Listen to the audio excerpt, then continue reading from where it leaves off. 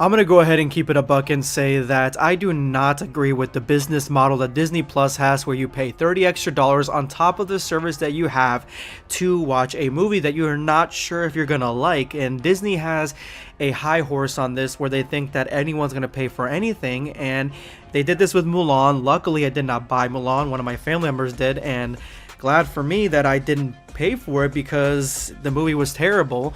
And so this time around, when they were promoting Raya the Last Dragon, which is an animated movie by Disney, I didn't want to pay an extra $30 on top of the service that I already pay for, so I decided let's go ahead and make a night of it and go watch it in the movie theaters. And we basically had the entire theater to ourselves, but we have not seen movies in movie theaters for over a year now because of the pandemic.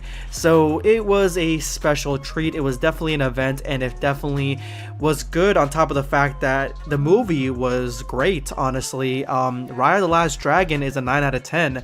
It had great cinematography, great animation, great music, cool lore. Like, the lore was very much Avatar The Last Airbender-esque. The story itself was a mixture of 4 different things: Avatar, Doctor Stone, Dragon Ball, and Avengers Endgame. I got all of that from the movie, and it told its own unique story. Now, some of the jokes that the dragon that you meet in the actual movie, they were geared more for little kids, because my kids were laughing. I didn't find them as funny, but the dragon was likable in a sense that she had this unbreakable faith in humanity and the trust that they could have with each other, because that was part of the lore. That was the last thing she remembered before, she left the world, essentially. And the only other tiny little issue that I had was when Raya, she summons the dragon.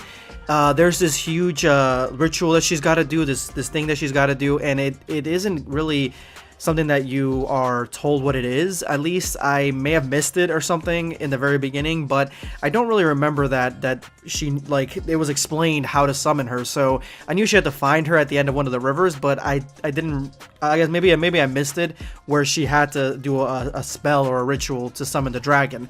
But she does summon the dragon, and then you go on an adventure that is very much like Dragon Ball, finding the Dragon Balls, essentially, to basically end the Dr. Stone world that they find themselves in, while along the way you're going through lore that very much seems like Avatar The Last Airbender, leading to a climax that seems like Endgame.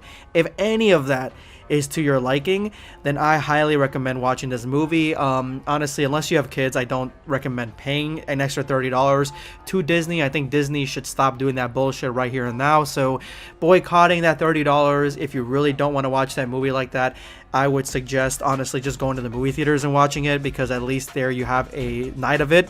I also do believe that if you have kids, they'll get more from the movie than you would, even though it seemed, because there was no songs or anything in the movie, that it was geared for adults. Personally, for me, 9 out of 10, great movie, highly suggested, and you guys should absolutely go watch it.